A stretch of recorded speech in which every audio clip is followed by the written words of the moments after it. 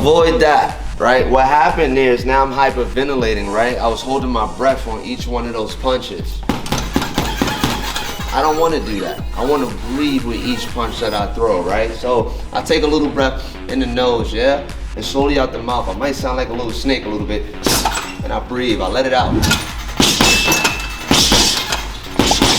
So notice I'm breathing with each one of those punches, right? You can hear me exhaling out each time. When I come back, I take a deep breath in the nose and I breathe again on the way out. So practice that in your next session. Look forward to seeing you do it.